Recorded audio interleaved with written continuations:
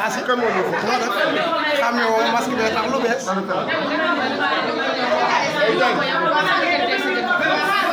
Kami da ngay ñew bo ñe da nga tok ñu wax da ngay xam ne muy kan ñu naan ko Jami Gueye ak Merin Diouf ci Bour Sine ku mando fen bi lu la fang nga kenn ko ci kenn ko ci Bour Sine melul ci as ko xol chéri maaw ci ani maaw kenn du moom may ma waaw mu ne may ma waaw ndax da nga ko daan defal nit ñi sonn ci ñoom kon nag boo xawlee il faut ñu ñëw nga delloo buum ca mboy ga te tubaab naan renvoyer l'essentiel lan ngay wax Merin Diouf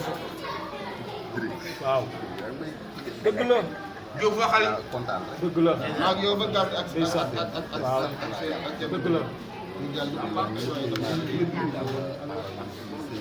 dëgg la ndeysaan dëgg la waaw nga jël soxna fi jël jafe ci atum jël ci weer bi Chéri Jami Gueye Bour Sine waxal rek ndeysaan bu baax nangoo liggéey gërëm nga ko dëgg la kontaan nga daal loo koy wax waaw ndeysaan dëgg la ndeysaan wallaay ñoom Xaadim ñoom Jaañ caméraman dëgg la Pa Thier wallaay ndeysaan Père Mbaye ñi nga xam ne yéen a seet weer dëgg la weer boobu dëgg la tey daal xol yëpp seet na waaye mi ngi fi ak ay nawleen soxna si na nga def yow xam naa la bu baax looy wax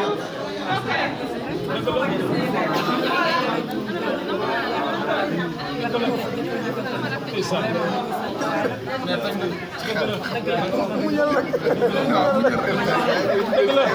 waaw sama xarit na nga def ñu masque bi mu ñëw rek looy wax maa ngi ziar sant yàlla dëgg la julli si yonent bi parce que ku sant nit doo sant yàlla dëgg la nii tamit da ngeen a jege waaj leen nuyu yéen seen liggéey rafet xanaa mu leen du waaw xam nga ñu koy gërëm ambiance laay def waaw ndeysaan dëgg la comprendre su nga góor jóge romb kër yëpp ñëw dugg ci kër gi xool Jami Gueye fi mu tey dëgg la kii mën naa taxaw dëgg la cant war na dëgg la kon nga ñu ngi lay sant bu baax dëgg la bu dee man am naa tuuti ngërëm waaw ci li ma jot a sëq ak moom ci wàllu liggéey waaw yal na yàlla ko barke sëy ay waay amiin Jami aussi yàqu taar yi dëgg la xale la nekk ci pecc mi dëgg la rafetal ko ba ni mu ñëwee tey dugg ci théâtre rafetal dëgg la madame Diouf alxayr dëgg la kon sëy bi yàlla ci yàlla def barke dëgg la jamee ngi ne barke bi sallallahu alayhi wa sallam dëgg la yàlla yàlla wërsëg amiin parce que yow jigéen yow déedéet kon yàlla yàlla wërsëg amiin sëy boo gis nag am na ay soppe te am na ay noonu dëgg la mais yàlla na soppe yi waaw yàlla na mën a gis yamul rek yamul la ci dem xewle ak a mën a ndaw talaata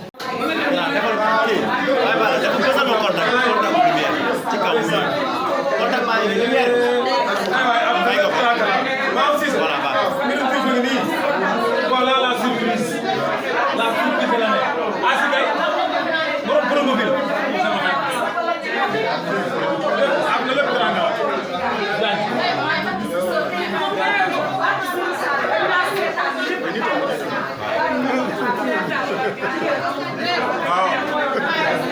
waaw mais madame Diouf kay am ko Jami Gueye defar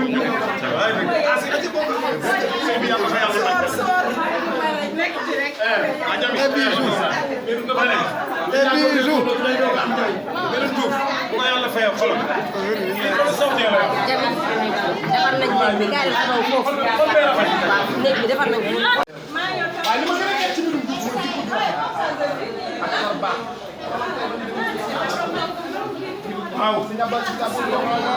di wax kàddu yi waroon na may taal sax waaw da ko may waaw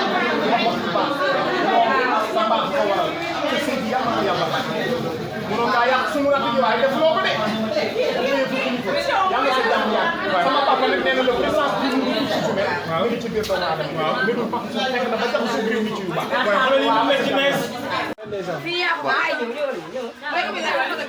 waaye bu doon caméra yi na ñëw caméra yi yegg si na caméra bi ay sam dañoo defal bu soxla produit bu bees ndax micro dañ cee def effort bu bees waxal caméraman yi ñu ñëw waay s'il vous plaît toog leen nii grand la ñëpp toog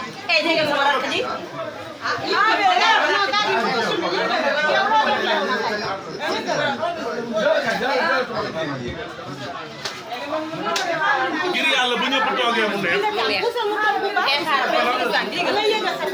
bu ngeen toogul ventilo yi du yegg si de waaw toog leen ventilo yi mën a yegg si mu ngi koy defal bouton bi Andeysaan defal ko bouton bi Andeysaan sama rakk ji bés bii xam nga ni jomb la de Pape Diouf xam nga ni jami nii bés bii jomb ko bàyyi baal la sama rakk ji baax na gën na riis na yaru na day ñaan rek may xaat si mag sëy na bu fari ci gi cawaan